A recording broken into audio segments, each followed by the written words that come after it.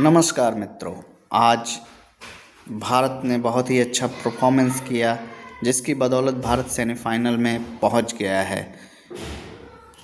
Match से पहले 3 सवाल थे जो भारत को बहुत ही परेशान कर रहे थे। एक तो 140 करोड़ की आशाएं, दूसरा ईडन गार्डन में कभी वेस्ट इंडीज़ से मैच नहीं जीता, और तीसरा 173 रन से ऊपर का कभी चेस नहीं किया।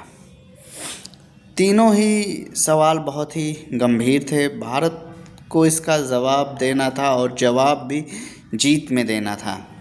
और वेस्ट इंडीज का विशालकाय लक्ष्य 195 का भारत के ऊपर एक दबाव, मनोवैज्ञानिक दबाव, क्योंकि भारत ने 180 के ऊपर का लक्ष्य आज तक T20 में कभी नहीं हासिल किया था।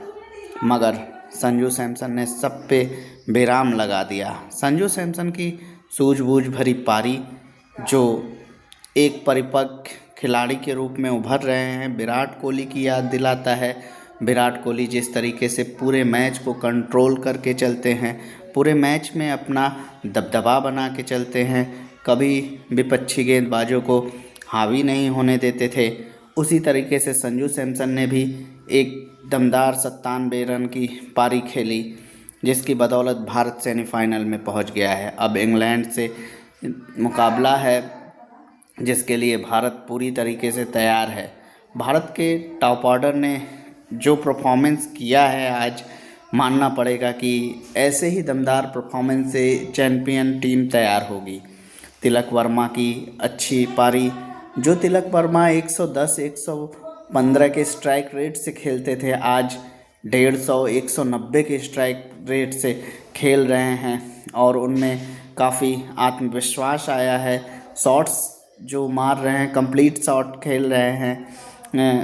हार्दिक पांड्या ने भी अच्छा योगदान दिया। दबाव में जब टीम थी, 10 के ऊपर रन रेट हो गए थे, तो तिलक वर्मा और हार्दिक पांड्या संजू सैमसन के साथ मिलके पूरे मैच में वेस्ट इंडीज़ के गेंदबाजों को कभी भी ऐसा नहीं लगा कि हावी होंगे।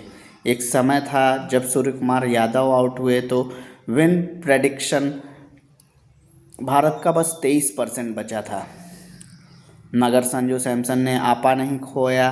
पूरे संयम के साथ पूरे मैच में अपने टीम के हौसलों को बुलंद करते रहे, और 140 करोड़ लोगों की आशा को निराशा में नहीं बदलने दिए।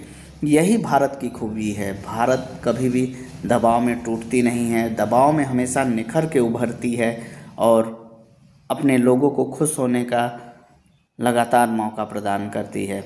अब ये सोचना है कि टॉप ऑर्डर के 3 में से एक बैट्समैन को तो अब 15 से 20 ओवर खेलना ही पड़ेगा किसी भी मैच में।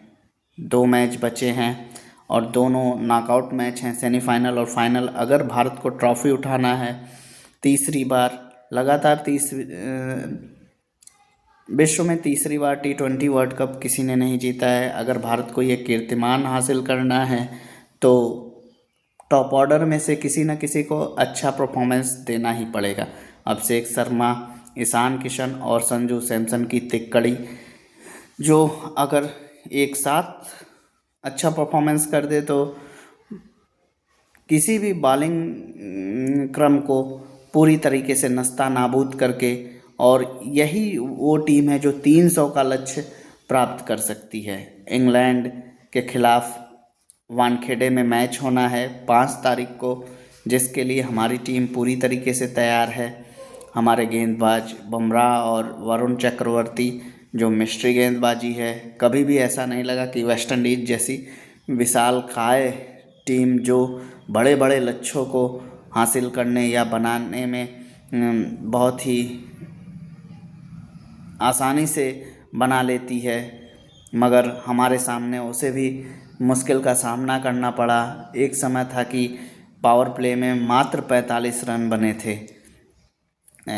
वेस्ट इंडीज़ जैसी टीम जो पावर प्ले में ही दूसरे विपक्ष के बॉलरों को पूरी तरीके से निराश कर देती थी, पूरी तरीके से ध्वस्त कर देती थी बॉलिंग अटैक को, मगर हमारे गेंदबाज हार्दिक पांड्या अर्शदीप और वरुण चक्रवर्ती ने 45 रन में ही रोक दिया पावर प्ले का स्कोर।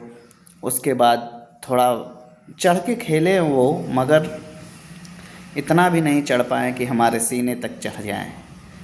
हमने हमेशा मैच को अपने कब्जे में रखा, कैसे चलाना है मैच ये सैमसन ने बेखूबी दिखाया कि कभी भी हमें दबाव नहीं झेलना है। अगर 10 के ऊपर भी रन रेट जाता है तो कोई दिक्कत नहीं है, क्योंकि किसी भी टाइम तिलक वर्मा, हार्दिक पांड्या और संजू सैमसन जैसे बैट्समैन एक ओवर में 20-25 रन का ओवर निकाल के रन रेट को अपने कंट्रोल में कर सकते हैं। आगे देखना है कि अब क्या परफॉर्मेंस भारत की रहेगी, क्या सेमीफाइनल और फाइनल में इसी ज़बरदस्त प्रदर्शन से हम ट्रॉफ़ी उठाएंगे। सवाल ये है कि तिहरा दबाव हम जब झेल गए तो अब इससे बड़ा दबाव कब आएगा। ऐसा माना जा रहा है कि ये बहुत ही इम्पॉर्टेंट मैच था इंग्लैंड के ख़िलाफ़। उतना इम्पॉर्टेंट तो मुझे नहीं लग रहा है इंग्लैंड भारत के साथ कर पाएगा कुछ भी। भारत इंग्लैंड से हर मायने में सर्वश्रेष्ठ है। साउथ अफ्रीका से फाइनल होने की संभावनाएं मुझे प्रबल हैं, और साउथ अफ्रीका के साथ अब 2024 में भी हमने देखा बहुत ही कांटे की टक्कर थी। अब देखना है आगे, जैसा परफॉर्मेंस जिस टीम की रहेगी वैसा ही जीत मिलेगा। अब भारत के सामने प्रश्न चिन्ह है कि कैसे आगे के मैच को कंट्रोल किया जाएगा। वानखेड़े, और सुनने में आ रहा है कि फाइनल अहमदाबाद में होगा। क्या वनडे वर्ल्ड कप की तरह तो नहीं दोहराया जाएगा। अहमदाबाद की धरती भारत के लिए बहुत ही शुभ तो नहीं है मेरे हिसाब से। वनडे वर्ल्ड कप का फाइनल भारत वहाँ पे हार चुका है, इसलिए सरकार को भी इस पे विचार करना चाहिए था कि वानखेड़े बहुत ही अच्छा शुभ है भारत के लिए। बाकी अब आगे देखते हैं, जैसा परफॉर्मेंस वैसी ट्रॉफ़ी वैसा रैंक हासिल होगा। अब हम अंतिम 4 में हैं, कल अंतिम 4 की चर्चाएं होंगी। उधर एक मैच में साउथ अफ्रीका ने जिम्बाब्वे को आराम से हरा दिया। सिकंदर रजा ने हरफनमौला प्रदर्शन किया, 3 विकेट लिया, 73 रन बनाया, मगर जिम्बाब्वे की जीत के लिए ये नाकाफ़ी था, क्योंकि साउथ अफ्रीका बहुत ही अच्छा परफॉर्मेंस कर रही है। लगातार वो मैच जीतते चली आ रही है। अभी तक साउथ अफ्रीका को हार का सामना नहीं करना पड़ा। तीनों अपना सुपर 8 का मैच जीती, चारों ग्रुप स्टेज का मैच जीती। तो साउथ अफ्रीका सबसे बड़ी प्रबल दावेदार लग रही है ट्रॉफ़ी की। अभी तक साउथ अफ्रीका ने कभी ट्रॉफ़ी नहीं उठाया, उसके लिए तो बुरा लगता है, मगर अब भारत है एशिया की एकमात्र उम्मीद जो ट्रॉफ़ी के बहुत ही करीब है। अब देखना है क्या होता है। धन्यवाद।